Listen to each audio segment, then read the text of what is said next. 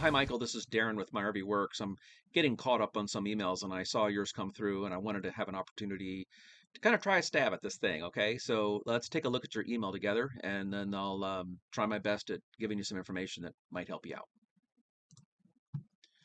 So I got your email here and so you've got the 2454 Dometic. And so appreciate you watching the videos. Thank you. Now it just randomly stops working. It works on 12 volts and AC. So therefore, if it's working on those two things, we know it's probably not going to be your cooling unit, and that's a good sign. So when we're looking at performance issues, we're asking people like, is it working good on these other heat energy sources? And if it is, then we know your cooling unit's good.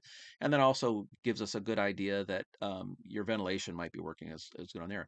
Now, here's your problem. When on propane, it just clicks. The fact that it's clicking tells us something. The control board is recognizing that it needs to start on propane. It still could be the control board, but the fact that it's trying to click tells us that it's probably not the control board right away. That would not be my first initial thing. Oh, to replace the control board, because it's doing everything we expect it to. It's trying to start on propane. So we know it's not the cooling unit. We know it's not ventilation. The control board's doing everything we're asking it to do, but it's not lighting. Okay, it's not lighting and no fire. Now, the other thing is that the check light comes on. Now, the check light coming on also gives us an indication that the control board is indicating, hey, I can't light. So we've got some great resources for you on our website. So what I need you to do is go to our website, myrvworks.com, and over here on the resources tab, you're going to go down here to where are they at? Service manuals. Okay, right here, service manuals. And then when you click that, let's scroll down a little bit. You're going to get this little um, I don't know, search thing. Let's do refrigerators. I would add this to your email, but the file is too large. And let's go Dometic. Now we're going to cruise down here, and the one I'm wanting you to find is on page 2, and it's a training that I went to. So we're going to go here, and where's okay, Dometic refrigerator training right there.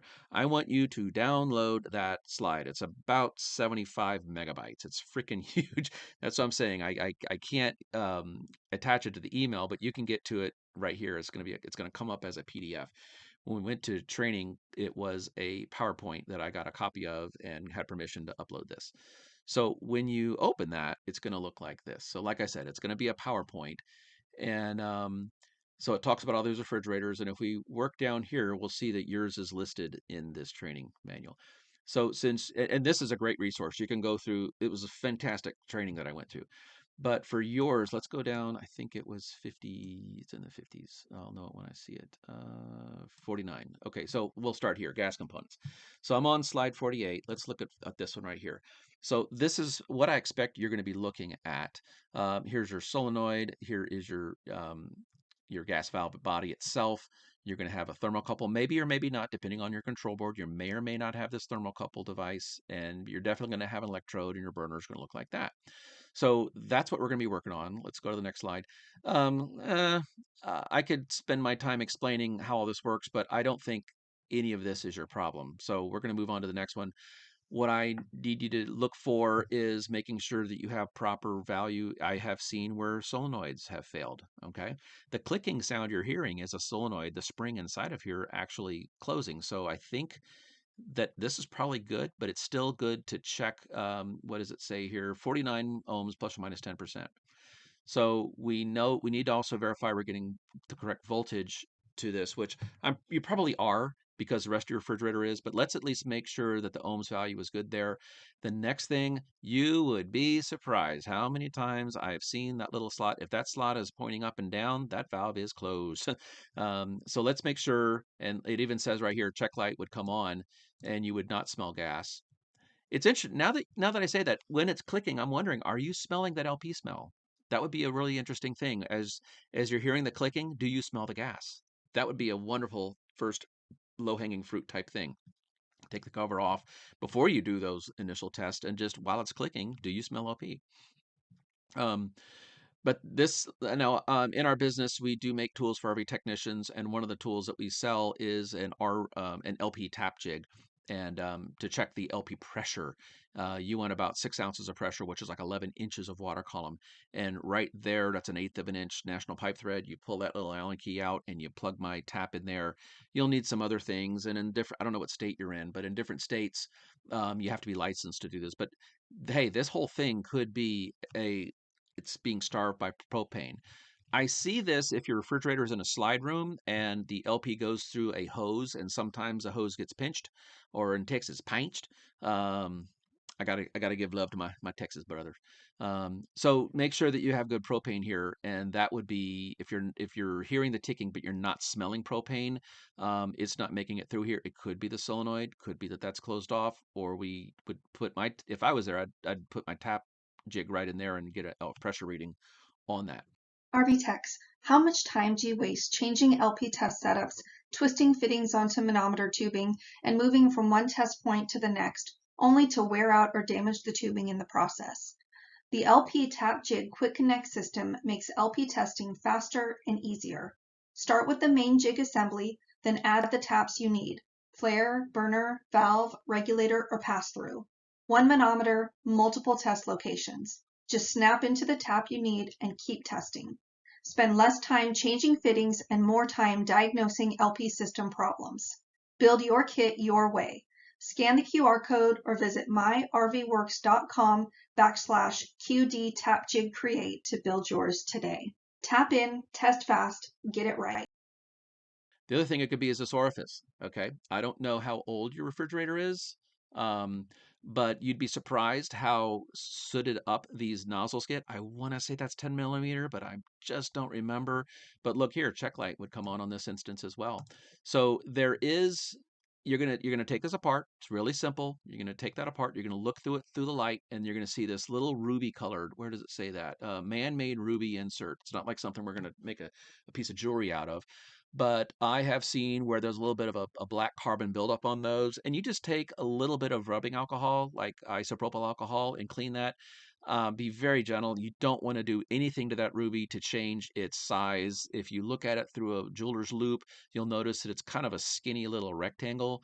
Um, but we want to make sure that that's clean. Another thing is insects love the smell of that Athel mercaptan, and they can get inside of that really teeny orifice right there and build a nest and block this whole thing up. I do have pictures of that.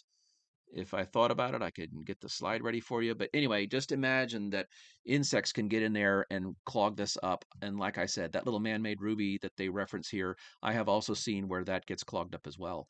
So you're going to take this off, and let me go back a slide right there. If you want to take this nut off, it's going to be a 3/8 flare fitting. I'm not sure what size the nut's going to be, what, 13/16 or something. Take that off, energizer solenoid. You can do that with a 12-volt source. Another tool I make, boy, I'm making all these tools. Another tool I make will energize that relay. So you've got your gas off, and you're going to energize your relay so it's on all the time. You're going to take off this orifice, and those little cans of office air, like you clean your keyboard and everything, just blow it through this to make sure that that's got a nice clean, that you could feel some air coming through there. But you need to energize your solenoid in order for this thing to open. So I wanted to mention that. You're going to clean your orifice really good. And then the other thing, now this is where you may or may not have that thermocouple. If you have this style of igniter, you will have the thermocouple. If you have this style of igniter, you will not have that additional thermocouple piece. Let me show you what I'm talking about. Let's go up what I'm talking about here. Where are we at? Okay, this little copper wire, you depending on your control board, you will or will not have that. Okay, so where was I? Let's see here. Thermal. Where was I? I was right here, I think. Yeah. So, so when because you're getting ticking sounds, I'm thinking this part's working. But look, it says check light won't come on. If there's an issue, it's the same thing. They just took this separate igniter and they embedded it on the board, depending on your serial numbers when they did that. I'm pretty sure that's probably going to be okay. Let's see what else we got here. Here's your gap. Another thing, see this burner right here? One little screw on this side of it. It's a Phillips head screw. We'll take that little screw off. one screw is gonna hold your igniter on. You're gonna take that out, move that out of the way. Another screw is gonna keep this burner in. You're gonna take the burner out. You might have everything working perfectly on your gas valve, but all these little fins get filled up with rust, and it falls down because it's directly below that chimney burner. And so you want to make sure that you take this burner out, and you're going to also blow this out with some, like a can of office air works just fine. Watch your eyes because that stuff's like rusty. Because if this is compacted with rust, it will not work. So we need to make sure this is good. Also, I have seen where these little slots are not nice and clean, and for under 20 bucks, you can get a whole new burner and put it in there. When I do that, I'll bang on the burner with like a pair of pliers or something, and you'll see a lot of rust fall out. So it could be possible that this is all compacted in with rust. You want to make sure your gap is good. It's 3/8 to 1/8 of an inch. I'll take an Allen key. They reference here the thickness of a nickel, or an Allen key that you could just slide in there to make sure your gap is good. It needs to be on the third slot forward. We don't really get to choose that. It's where they set the little bracket that this thing's attached to. But you don't want this electrode to be wiggled like a loose tooth. Okay, so the electrode could be a problem as well. So you want to make sure that this electrode going in is tight into this ceramic, and there's no moisture. It's not loose. You want to make sure your gap is set, that this is not compacted. What else we got here? Now here's your thermocouple. Depending on your board, you may or may not have a thermocouple. Um, I don't know that this is your problem. They do talk a little bit about here the millivolt reading you're expecting to get going through this. I don't think this is going to be your problem, but it will also activate the check light if it cannot prove that there's ignition. But this would not come into play until after the flame has lit. And what I'm hearing you say is a flame's not even lighting. So let's see what else we got here. And then, okay, so this right here, your burner that I was just talking about that's full of rust, it's directly below this, and that could be rust. Imagine the rust falling out of this, falling right into your burner, the thing with all the slits on it. And so I'll bang on this to just anything that's loose and hanging on, let's get it out of there, and then I'll do my cleaning. This is a swirler that you access this tube right here. This swirler slides in from the top, and if you stick your finger, when this is cold, okay, make sure it's cold when you're doing it. Stick your finger with your burner removed, stick your finger in there, and you'll feel the very bottom of that. And sometimes I've seen where these are burned off a little bit, and it's really rough. What this does is it slows down the flame, and it forces the flame to the outside of the walls of this, and kind of think of it as a magnifier that helps to make the heat work really well. These things need to get, 4 or 5, depending on the cubic footage of your refrigerator, up to 600 degrees. So we're doing that with this flame. And then let's see what else we got here. Okay, your check light. So everything we just went over, these would be some things that if I were there, these would be the same things I would do. It's interesting. Another thing they mentioned is your gas water column. That's what I was talking about. 6 ounces of pressure, 11 inches of water column. So it could be low LP pressure. I have also seen grounds. Make sure your grounds are tight. And let's see what else we got. Anything else fun? I don't think you've changed your board anytime soon. And this is also interesting because, let's see here. There we go. They talk about troubleshooting your upper and lower control boards here. So there's so much good information in these slides.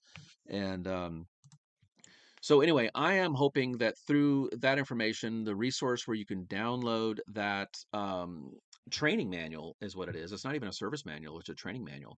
That through going through all those checks and going through all those tests, you're either going to find an insect nest in there, your solenoid's bad, you got a lot of rust that has fallen down inside of your burner, and so it might just need a really, really good cleaning, and that'll bring you back up. So if you smell the propane when it's ticking, then the obstruction is probably not in the gas valve, but it could be. And if you smell a good strong LP, then the obstruction might be in that burner slot like that. I hope this helps. All right, bye. Tired of wrestling your manometer onto the line? The LP Tap Jig Quick Connect system snaps on in seconds. Choose from multiple tap and accessory options to build the kit that's right for you. Scan the QR code to build yours today.